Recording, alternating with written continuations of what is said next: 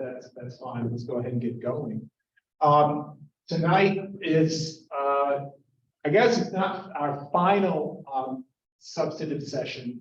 We'll have one more. Next week will be our last substance-based session, meaning that it's the last session before the final presentations. And the session next week is focused on advocacy.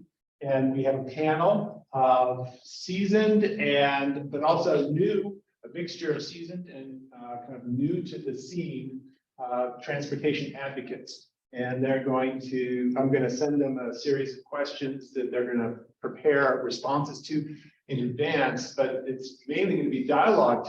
And the overall theme is how to be an effective advocate. How do you take an idea and promote it effectively and really start to change communities? And that's what this class has been all about. So in a way, it's kind of a summation of what we've been talking about all semester. So that'll be next week, and looking forward to it. And then 2 weeks from tonight, we have our first round of final presentations. And the week after that will be the second round. And the week after that, well, if it's not snowing, I was thinking that we would have a field trip. But, you know, with the weather being what it is, we were just joking, Lucas and I, that maybe we should spend that field trip time helping volunteers fill sandbags. I don't know. The places we might visit might be underwater. I don't know. But what I'm thinking, that would be April 24, I believe. And what I'm thinking for that evening is that we will meet at our regular time at what we call Central 9. So it would be 900 South at the tracks where it crosses over the tracks line. And if you've not been on that stretch of 900 South recently, it has been pretty well transformed. It's pretty exciting to see how you can take a right-of-way like that was so auto-dominant and turn it into a complete street that is so well designed for all users. And what's kind of nice about visiting that project is more or less the stretch of roadway to the west of the tracks line is pretty much complete and constructed. And what's east of the tracks line is still in process. And so it'll be kind of interesting to see a project, you know, in both phases. So that's what's coming up in the kind of mid to longer future. What's coming up tonight is we'll have a presentation by Ted Knowlton, and I will introduce him in a second here. And that's our first hour. And then the second hour, we're going to have a practice run through at least 3 projects. Now, when I sent out my email earlier in the week, or I guess later last week, I suggested that maybe some additional projects might want to do a practice run through tonight. And so I'm still open to that because we only have 3 projects now that will be showcased tonight, and happy to give them all of our attention and time and good thoughts. But if there's another group out there or individuals that want to go and do a practice run through with your slides tonight, please let me know at the break, and we can talk about that more. And also, I'll be trying to check in with people on the schedule for the final presentations and which night that they want to be on. You know, the 2 nights are April 10 and April 17. And the tendency is, of course, everyone wants to load up on the last possible night. But that's a chronological impossibility. So some people are going to have to present on April 10. And so take that into consideration. Here's the advantage of being on April 10th. You probably will have additional time because there won't be as many people, right? So maybe it will be even more time for feedback and interaction with our jury. So that's something to think All right, so let's go ahead and get started with tonight's presentation. I'm introducing a good friend of mine, and it's always tempting to tell embarrassing stories about such people when we introduce them, but I will refrain tonight. I'll demonstrate my loyalty by not including embarrassing stories. Ted Knowlton is known to many of you. He is the Deputy Director of the Wasatch Regional Council. Ted coordinates the Wasatch Choice Regional Vision, which is the kind of leading vision that drives our regional transportation plan.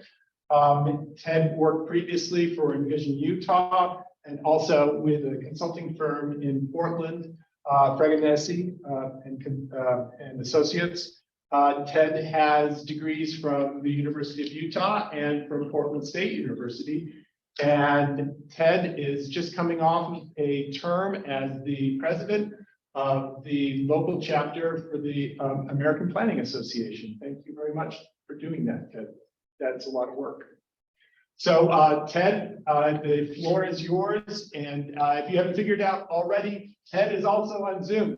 So those of us in the room will be watching on Zoom, just like everyone at home. So until the break, Ted, we usually take a break at about 7 o'clock.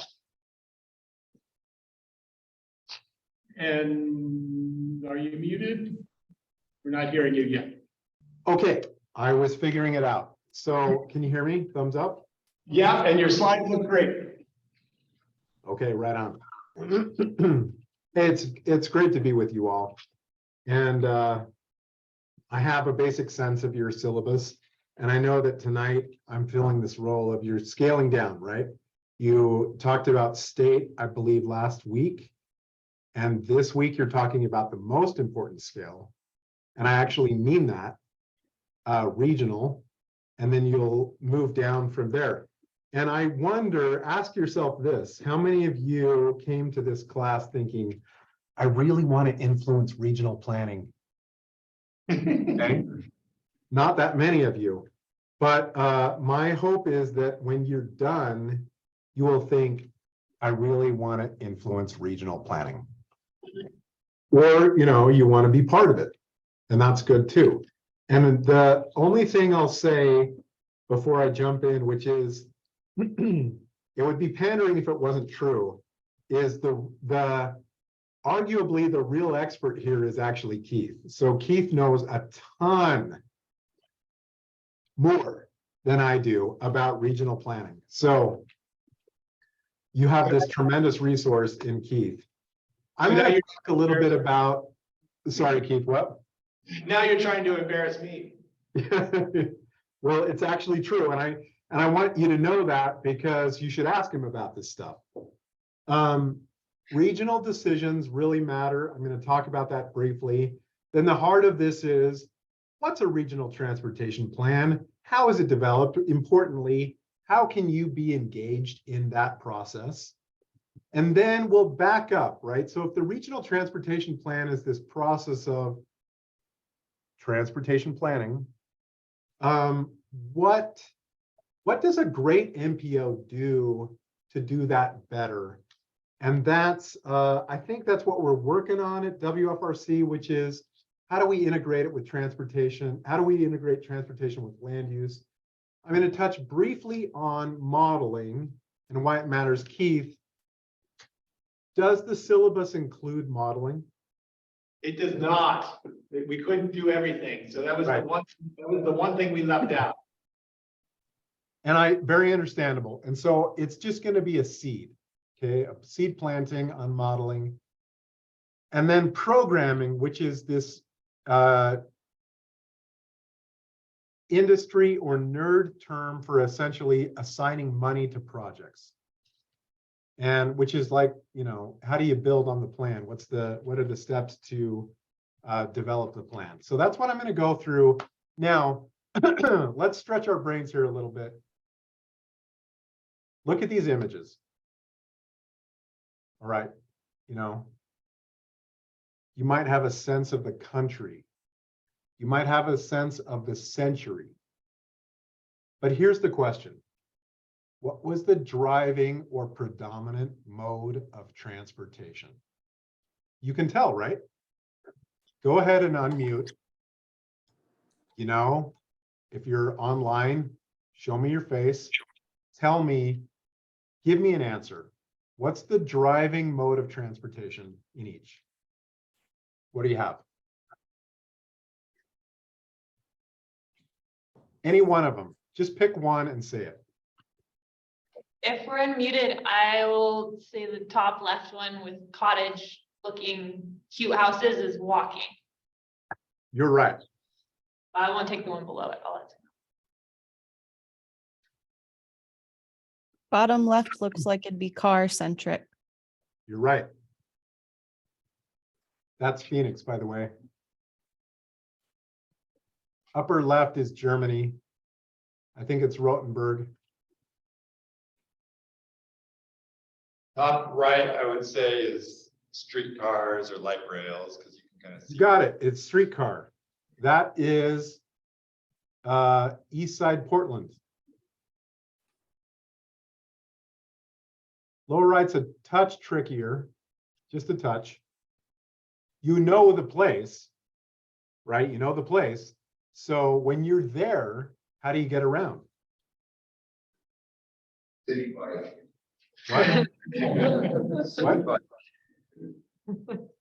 New York City, subway. Okay, here's the point. The point is that transportation is this gigantic lever that shapes a city, right? It's a gigantic lever that shapes the city. And, you know, here's the modern tricky point. We get to choose the mode. We get to choose it. Back then, they didn't get to choose it. They didn't get to choose that it was walking. They didn't get to choose that it was streetcar. That was the latest thing. Or in a way, they kind of chose subway, but it was sort of the latest thing. Phoenix, it was the latest thing, the car. It doesn't have to be the latest thing. It can just be what we pick. But what we pick then in turn drives patterns of development, and it drives the whole stinking form of the metro area. Now, regional decisions matter. I'm not going to pretend that this is just about transportation or even about transportation and land use, but it's just a fascinating little case study. Toronto and Buffalo, they're both on the Great Lakes. They both actually began roughly around the same time.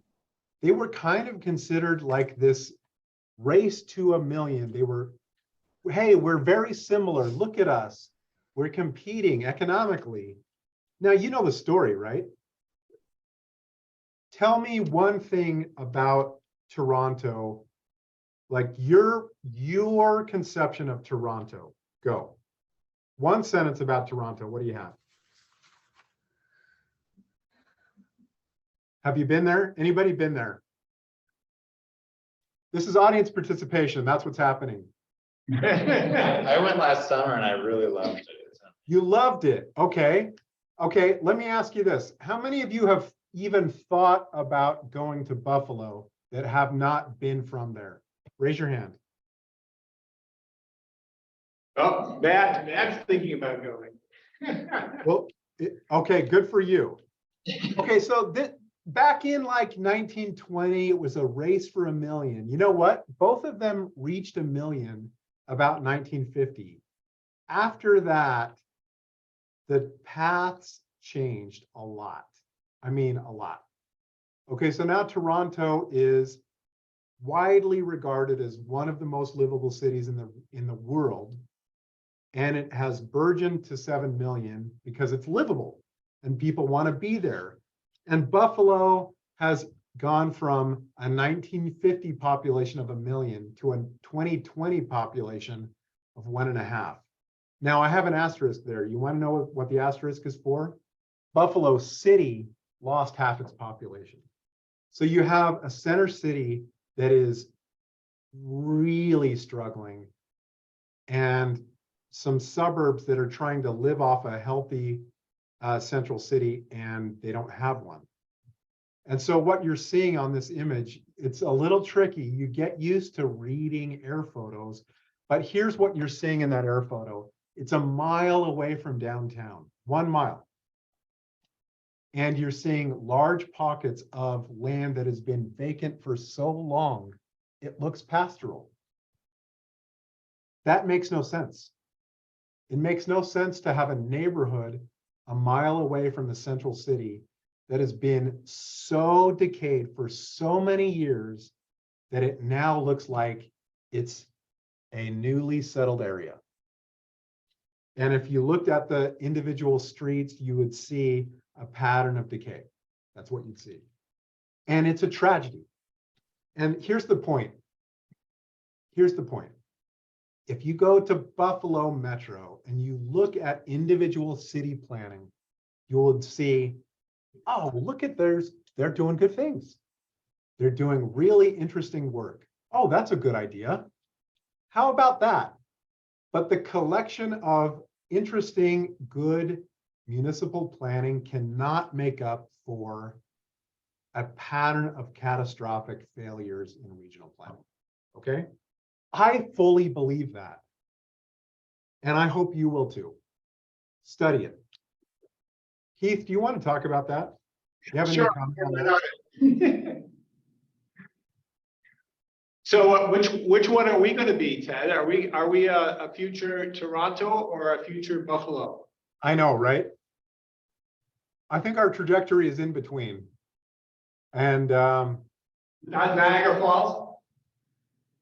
well, Niagara is suffering too, right? But it's But- not halfway between. Okay. And the biggest of the regional decisions is transportation. It's not the only, but it is the biggest of the regional decisions because it affects so many things about how people live. All right. Now, that's the basic point that what I do, what organizations like mine do actually matters. Michael, go. Oh, I actually worked in Toronto and lived there for 10 years. Isn't part of the issue with Toronto, first, it's warmer than Buffalo, but it's like the business capital of an entire nation. So it has Yeah, a lot it's of fair. attractors. It's fair. It's fair. My comparison has a lot of oversimplifications. Very fair point. I'll give you that. Thank you. Here's the problem. The problem I have is that so many cities in the United States actually suffer from the same maladies because of our federal system. And so it's really beautiful to compare one system that's very different from another because the federal system in the two countries is different. But your point is actually a good one. So I will admit that. All right, so I work for Wasatch Front Regional Council.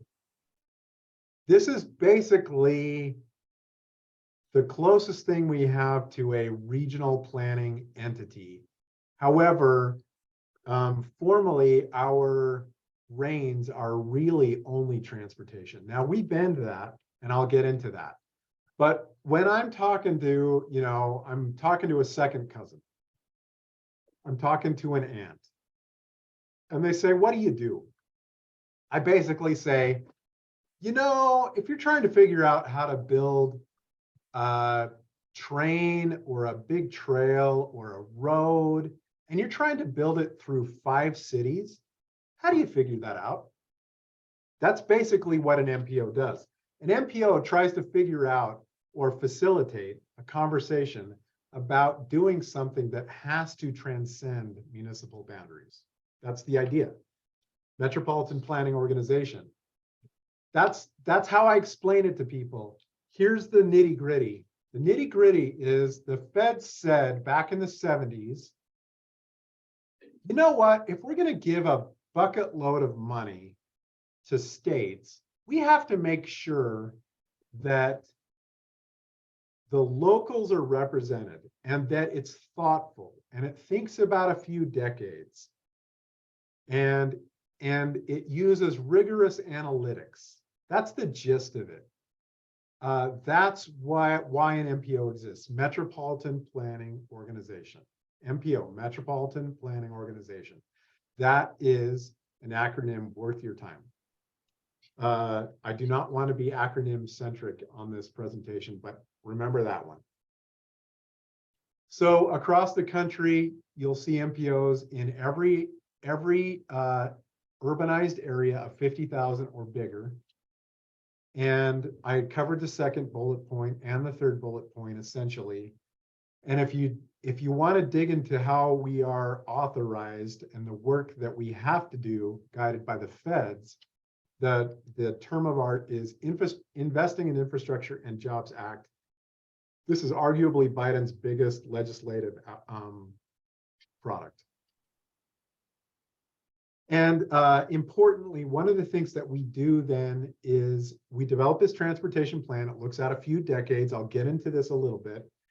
And in doing that, we have to demonstrate that the plan will keep our air basically clean. And they call that actually an air quality conformity analysis. And I'll touch on that a little bit. Keith, I just want to do a general invite. You just jump in whenever you want. Okay. I was holding myself back, but now I'll just let loose. All right, so an MPO, Metropolitan Planning Organization, our main thing is we develop a regional transportation plan. That might go by different nicknames in one region or another, but we go with RTP, Regional Transportation Plan. In MAG, it's the Metropolitan Transportation Plan, but anyway, you get it. That's the 20, 30, sometimes 40-year, it's a long-range look. That's number one. Number two, we administer a pot of money. For us, it's about 100 million a year. That might sound like a lot, but on transportation, it's like eating at Applebee's. It doesn't quite work as a metaphor, but it's not a ton of money in transportation infrastructure spending. UDOT has a much bigger pot of money, but we program money. That's the Transportation Improvement Program. We also bless the state's work as well. And then we do a Unified Planning Work Program, which is kind of like telling everybody the work that we are doing, the planning work that we're doing. We don't just do a regional transportation plan. We'll do studies, we'll collaborate on this, that, and the other, and we tell the world what we do with number three.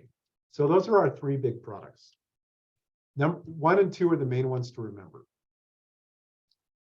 So with Wasatch Front Regional Council, that's not just the name of our organization, it's the name of our board, Wasatch Front Regional Council. And that is a representative body. So we don't have every mayor. The councils of government for each county, they pick their representatives. And then WFRC picks other representatives. In total, we have 19 elected members of our board and 27 members total. Every decision that we make is adopted by that board. So the plan itself has to be adopted by that board to be valid. So Ted, you just got a question on chat. And Okay.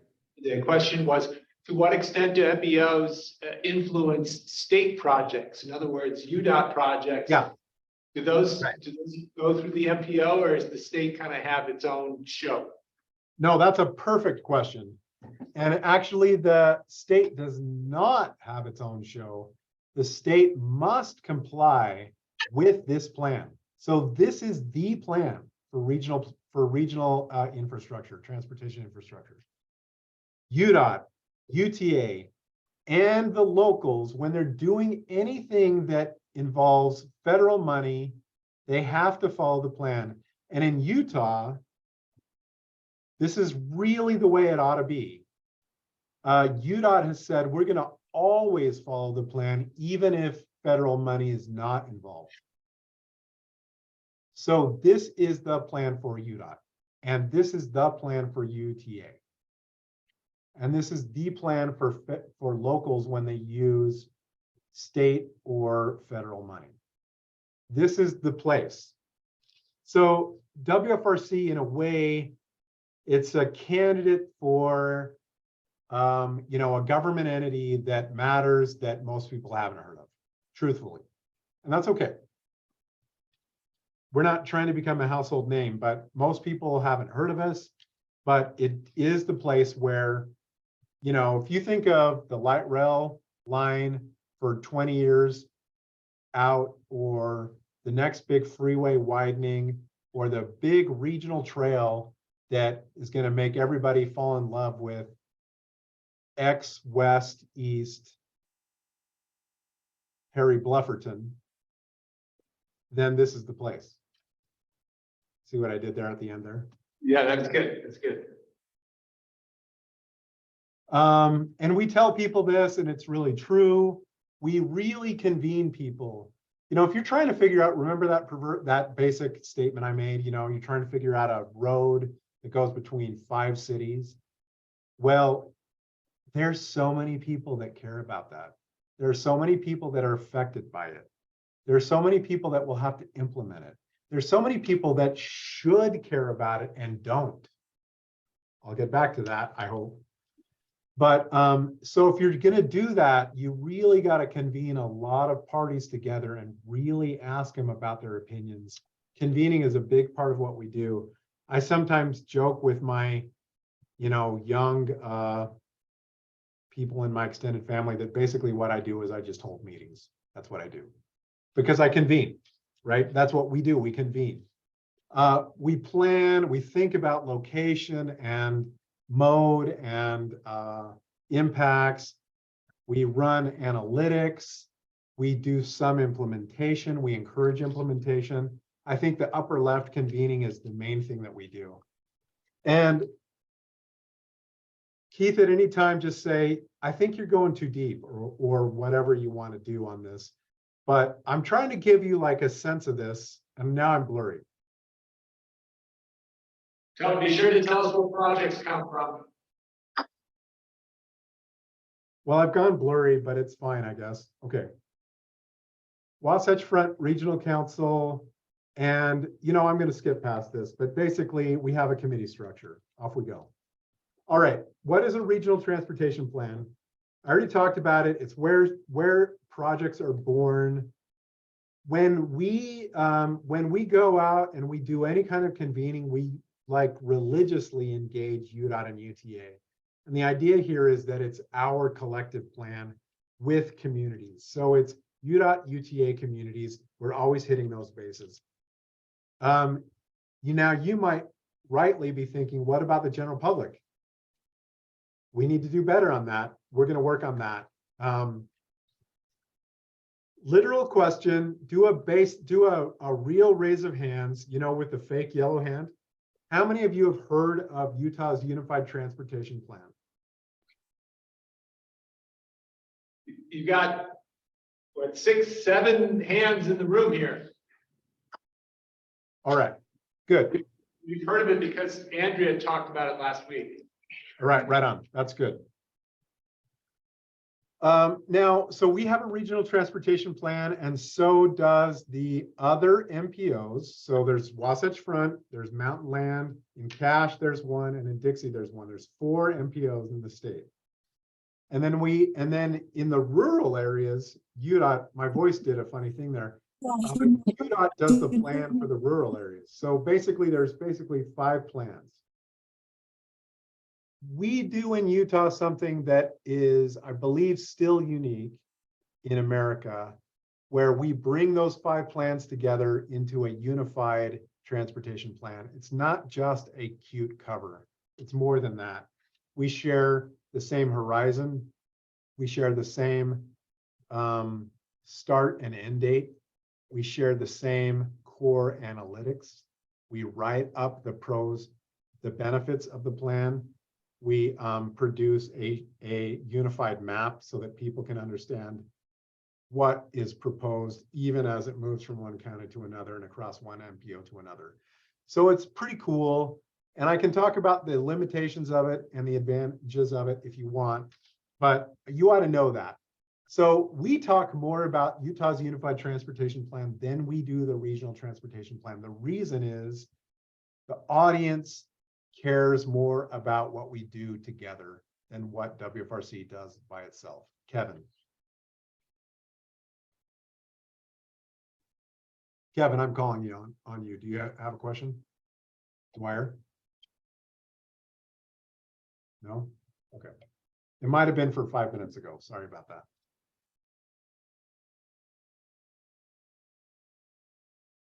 So it's still the regional transportation plan or it's the unified plan. But when we talk about either one, we're talking about it's regional. It's regionally significant. Roads, transit, trails is coordinated with a understanding, a forecast of where homes and jobs will be. We do it every 4 years. It's financially constrained, so we forecast how much revenue we think we'll have, and we live within that budget. We conform to air quality standards. I mentioned that. And then we phase it. Now, that's a basic way of saying we prioritize by 10-year buckets, essentially. So we tell UDOT, UTA, local governments, phase one, work on implementing these now. That's basically phase one. It matters by far the most.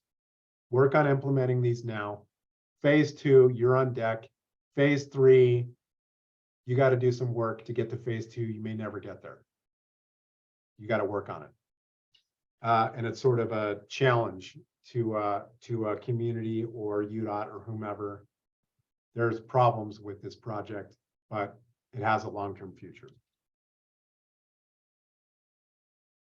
Images of things that are born in the RTP. And I'm not going to take time because I'm behind to talk about this, but it's WFRC.org. You really can navigate this if you just know how to navigate a website. But there's an interactive map where you can look through the draft regional transportation plan and the last adopted plan. And it's cool and interactive. You can look at those phases. You can look at mode. You can look at the different type of projects. When you click on a project, you get a bunch of information. All right. And then here is a little bit of a look at the numbers. Our funding available by mode is mostly, really, it's frankly, for the most part, it's entirely out of our control. These numbers come basically from the state and from the feds. It's a combo of state and fed formulas deliver these numbers to us. And so we don't have a lot of flexibility to move money, let's say from the middle column, roadway, to transit or to bike. We kind of have to live within these budgets as an entity. Those decisions are made more statewide, especially statewide, and a little bit federal. And then our challenge is how do we do the best within that budget? This is a 30-year budget, 2020 to 2050. And so you can see the disparity here between mode, right? $1 billion for bike ped. It's a little bit of a simplification because there's local money for bike ped that's not in that pot. Road, 18 billion roughly. Transit, 6 billion. Matthew? Hold on. Yeah, I was going to echo something that came through the chat here. Do these Utah planning timelines line up with any kind of federal planning of any sort? Yes, the feds give us a requirement for the frequency with which a plan has to be updated. And I will just be a little bit, I believe it's actually 5 years. The feds say 5 years, and we just are in the habit of doing 4. But they don't tell you when you have to update it. They don't say it's got to be adopted in May or March or the fall. They don't tell you that. But they do tell you the frequency with which an update has to be done. And we've been doing 4 years for so long that we don't even think about the Fed's requirements anymore. We just do it on a 4-year basis. It's a really good question, though. Hey, Ted, can I ask a question on this funding? Yeah. So Is this just for the transportation improvement program, or is this like all state dollars too? Or is this just the money that you're allocating? Your questions are basically the same answer. So this is state and federal, okay? State plus federal money, this is what you're looking at. The TIP programs all of that money, the same pot of money, state plus federal. So it's the same answer to the two questions. One, what are we looking at? State plus federal, and then TIP again, state plus federal. Did that answer your question? So like UDOT's budget falls within this? Like, Yes, it does. That's correct. Yeah, so this is because UDOT and UTA and local gov, they implement the plan. This is basically wrapping our arms around how much money might be spent over 30 years by mode. So this is a 30-year look. And this chart shows you needs on the left and revenue on the right, forecast. And I will just caveat this right up front to say that the AT need is BS. And I will even say that the word need in transportation is such a fuzzy goofball term. Need versus want versus, like, how much is actually needed? I hate the word need. I hate it. It implies like all of this, we can't live without it. You know what we can't live without? We just have to maintain the stuff we already have built. That's need. The need is maintain what we have. Everything else is gravy. Yes, even in a growing state.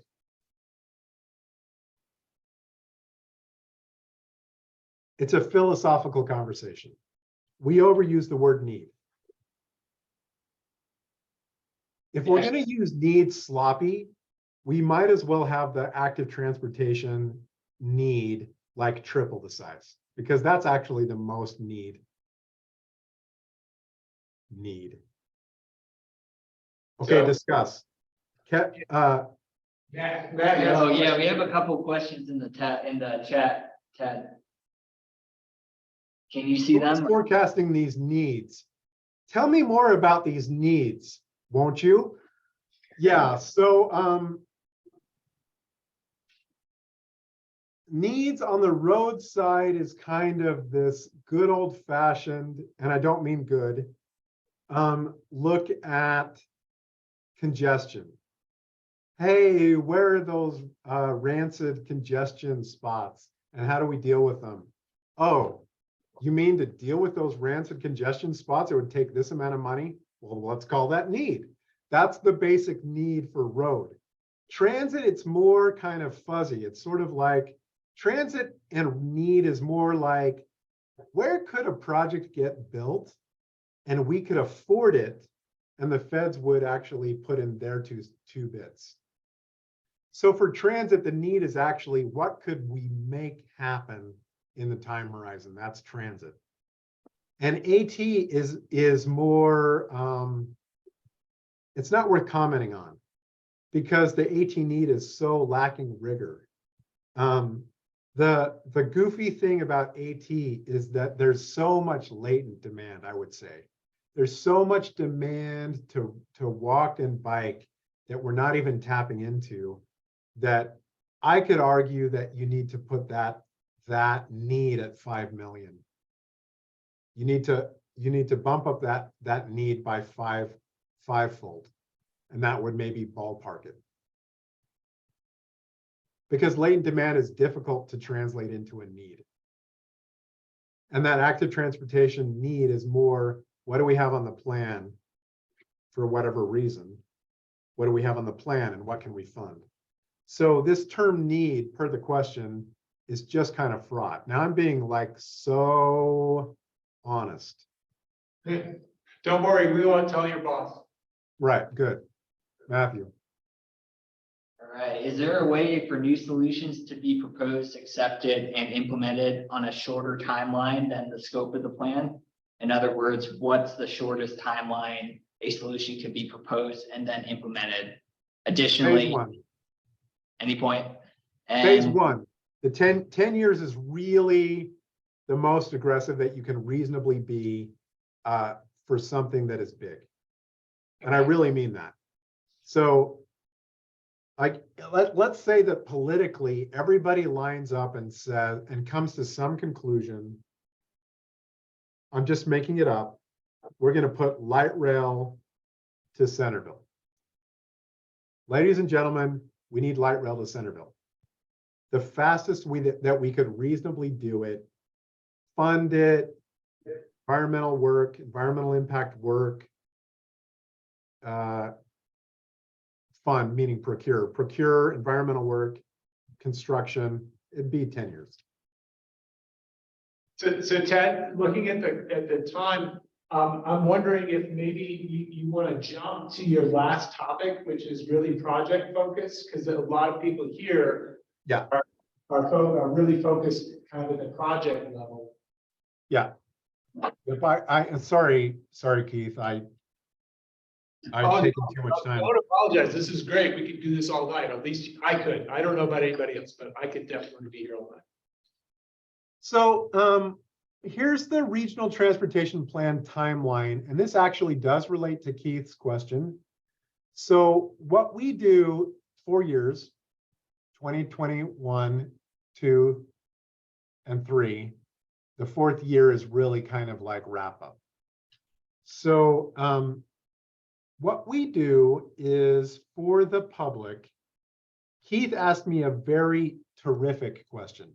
He said, if a resident, somebody who doesn't have a bunch of standing in the MPO, if a resident wants to influence a project, they want to put forward a project idea, or they want to influence the decision making around the project, that could be the timing of the project. How would they do that? The basic point is that every year we're looking at a different set of questions. I hate this timeline. I'm sorry for that.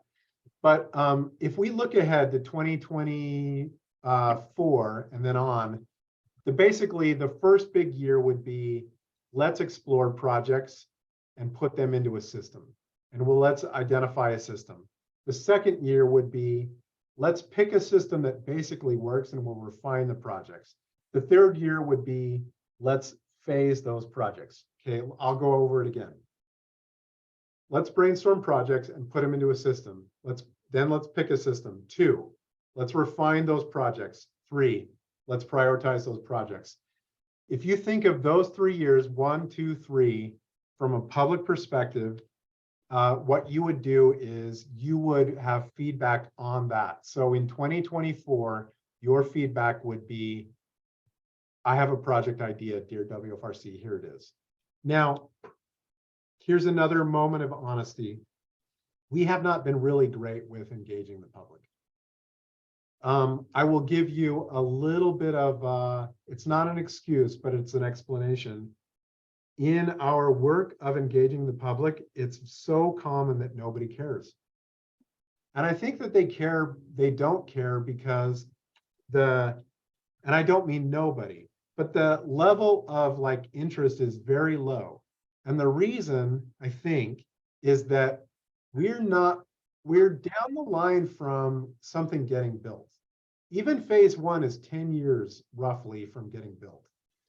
So regional planning just doesn't have controversy and it doesn't have timeliness.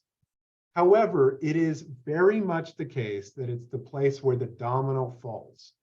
So if you want to get something built, you have to be in the regional transportation plan. So again, it makes sense to be engaged in the regional transportation plan, but we don't get a lot of interest. And I think we've gotten complacent about that lack of interest. And so we focused more on our agency partners and local governments.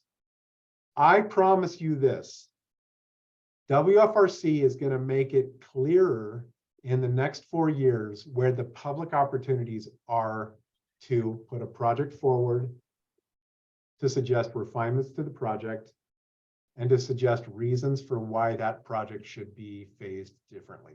Did you get that? Yep. So what you will see if you look through our website is you won't get that sense. But it doesn't just have to be a factual case that, yes, you can engage in that way, which you can. We need to make it very clear that a resident can engage in those 3 questions. And so we will do that in the next cycle. And really, it is an outcome of interacting with Keith and you all. So we will do that. And I hope that you will look for those opportunities and engage in them. All right, so I've got 9 minutes left. What I'm doing is I'm looking through the rest of my material. I've got air quality conformity. I could tell you a little bit about that. I could tell you a little bit about modeling, and I could tell you a little bit about the vision, Wasatch Choice. Keith, do you have an input on that? Vision. Okay, I thought you'd say that. It's so predictable.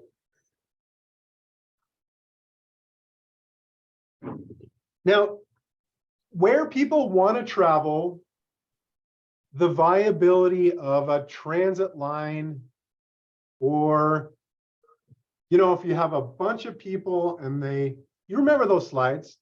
You remember the slide? It showed, Portland and the streetcar, and it showed New York and the subway, and it showed Rothenburg, and it was walking. Well, all of those came transportation-led land use. But in transportation planning, the typical approach is actually the opposite. The typical approach is, what do we think is going to happen to land use? And then from that land use, then what transportation system makes sense? Both questions are flawed. In other words, the idea that land use leads transportation and transportation only, 1, and comma 2, transportation only leads land use, they're both flawed because they just kind of interact with each other. Comment? Hi, John. I think that was. Hello. Hi, did you have a comment? I did not. Okay. Okay. So what we do is we instead of just forecasting future land use, which is what most MPOs do, our basic idea is, let's talk to cities about what kind of future transportation they want, and if they'd be willing to come up with the land use that would make that happen. So we have a conversation about what's the future you want. I'll back up. Picture Rothenburg in Portland, New York, and Phoenix. Picture a person's life in each of those 4 cities. Go ahead, just spend 10 seconds in quiet contemplation. Pros and cons, how expensive it is, air quality, social interaction, the quality of the economy. Those 2 things affect transportation and land use, affect the world in really profound ways. The idea of a vision is, let's not just do this by accident. Let's not let you, local government, just go through your process of municipal planning sort of with blinders on about the regional implications. And then we will take your outcome as a regional entity. We will say, oh, that's what you did with your local plan. Thanks very much. We'll take that and we'll wrap it up, and then we'll react to that. That's what most MPOs do. We instead say, let's have a real conversation. What's the regional transportation system you want? Would you be willing to change your land use plan to get there? How does that all add up to our future, the middle part of this graph? That's basically what we do at WFRC. we have a nickname for that. It's called the Wasatch Choice Vision. And I don't have the time to even do this a bit of justice tonight, but Keith knows this really well, really well. We go through scenarios. We look at different stories of how the future might unfold. Hey, Harry Blufferton, what would happen if you created downtowns and you strung them along in a line where you could connect them with rail? What would that be like for you? What would the housing be like? Air quality, economy, choices. Do you like that? Do you not? You pick. But you're picking in a different way than when you do a local plan. So we go through this process, scenario planning, and engage in, and then in turn develop the Wasatch Choice Vision. Now the Wasatch Choice Vision, here's the link, WFRC.org/Wasatch Choice map. And come on. Oh yeah. This is basically our attempt to force the conversation into how transportation and land use really interact with each other. So you click on the transportation tab, you zoom into any area, there's the regional transportation plan. And then you click on the land use tab and you click on any ballpark is the bad decision of my night. You click in an area and you get a sense of, this is what the local government said they would do to bring about the transportation vision. Transportation and land use tied together. And all of this is looked out at a time frame past the general plan. It's kind of a zoomed out thing. So when you think of Wasatch Choice, basically think of this as the general plan's general plan. Everybody's general plans, the general plan for everybody's general plan. I've never described it that way until tonight. But this is the framework for the region. This is the 30-year look. Everybody pinky swear. Oh, you want rail? Oh, you want transit improvements? Oh, you want great quality of life? Well, let's work on the Wasatch Choice. And the Wasatch Choice, the gist of it, you see these polygons? The gist of it, and this is the most common element of every regional plan in America, is let's get centered, baby. That's not in quotes. Strong downtowns, strong station areas, strong town centers. We don't have to change the fabric of every community, but we do need a lot of really good mixed use, walkable, urban form in the locations that matter the most. And that is places where transit exists or transit can be added to it. And if you do those things, you create really great walkable nodes next to transit, then the benefits ripple. And so that's the story of Wasatch Choice. And the key detail about Wasatch Choice is when you look at that, it's been blessed by every community in the region. And that's the power of it, is it is not put forward by staff or our board. It is blessed by every city. So that's my closing sentence.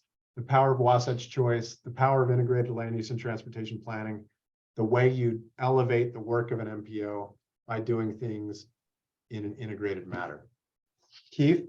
And you've ended with blessings. I mean, what a great place to close off. I have a prompt that I would like to read with you, Ted, but also with our students and to encourage them to be in touch with you. Can you post your contact information? I guess that would be your email address. Yep, I can. Yep. And I will even do one. Sure. So it's time. So if you get the prize for the simplest email address ever. that's what I was going for. I mean, it is what? It's 10 characters. Is that what it is? Oh my, cell number. Oh, Yeah, don't call, just text. go easy, man. Go easy. Okay. So here's, as you might have picked up, they're coming to the close of their 4-year planning period. Right. They have a draft plan that's out there for public comment right now, and then, I think later this year, they'll kind of sift through the public comments and make adjustments, and there'll be another round of feedback, but before the end of the year, they're going to be adopting the plan, and that'll be the next plan for the next 30 years. And then they're going to start again. It's kind of like painting the Eiffel Tower. As soon as they're finished with one plan, they start the process of preparing the next plan. Right. And as you heard, Ted said they're trying to figure out a different way for doing community engagement. And so we don't have time to have a kind of a full-on discussion here about that. But if you've got ideas for Ted on how they might do community engagement differently, this is the perfect time to have your 2 cents heard by people that are listening. And Dave Iltis has got something right now for you, Ted, in real time. Yeah, hey, Ted.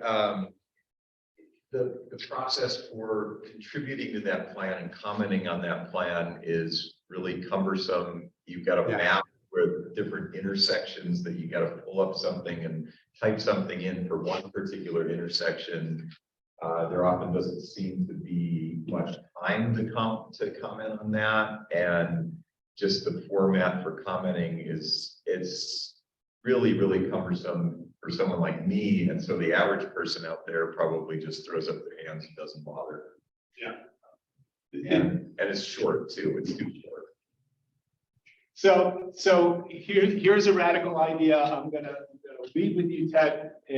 But before I do, I want to say thank you. This was fantastic. You're always just so kind of engaging and provocative and thought-provoking.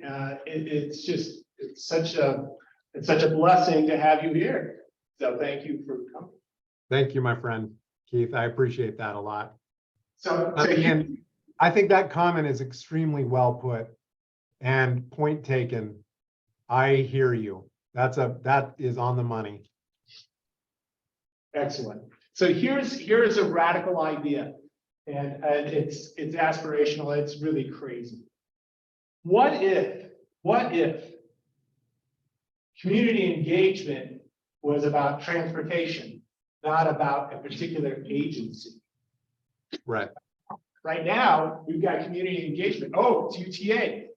Oh, so you can only talk about UTA things because it's UTA community engagement. Or it's the city. Oh, you can only talk about city stuff because it's just city community engagement. If you want to talk about something else, you need to go to someplace else.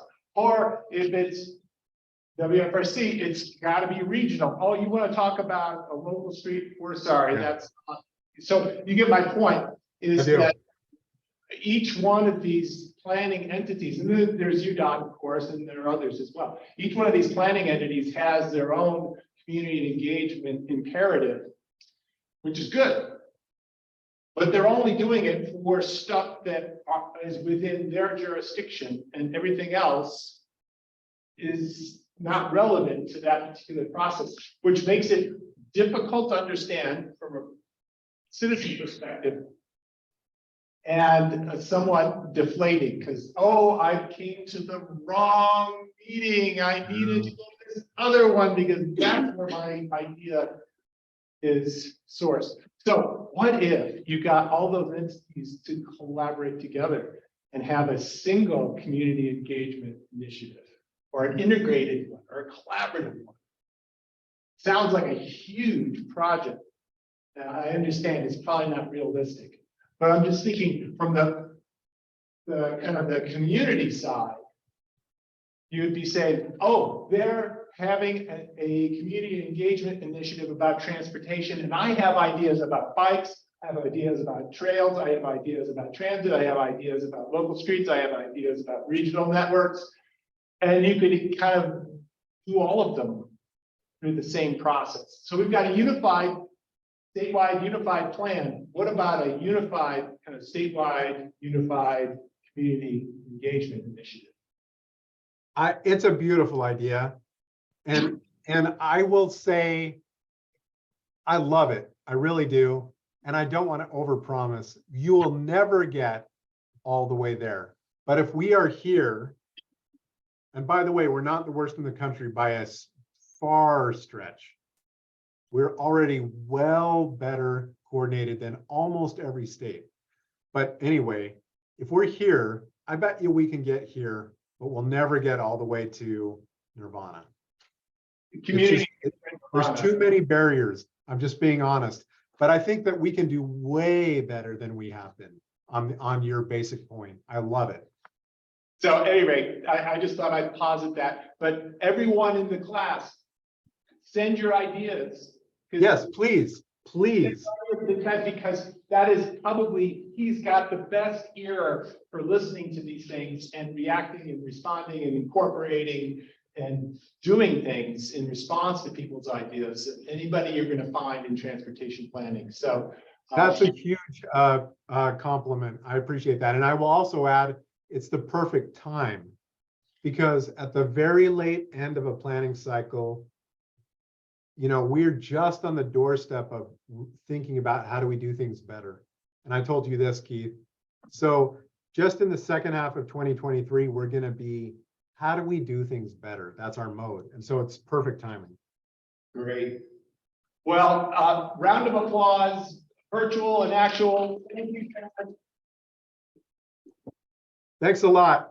It's Hey, always, I love that you all are trying to figure out how to make a difference in transportation. Really. The only problem with this class is that there's not 10 times as many people. But all of you, you should be commended. So thanks a lot for all that you do. And Keith, thank you. thank you. All right. So we're going to take our break, and when we come back, we're going to be a group of the whole. We're not breaking up into discussion groups tonight. And we're going to review some slides. We've got, I think, 3 presentations, unless there's someone else out there that's wants to volunteer to go tonight also. I'm open to that. What's that? Michael volunteered. So. Oh, Michael. Yay, Michael. 10 points for Michael. Okay, so we have 4 projects that we're going to review after the break. And then we'll also talk a little bit more about schedule, on how to schedule the presentations for April 10 and 17. So it's 12 after, let's come back at about 20 after, and we'll get started.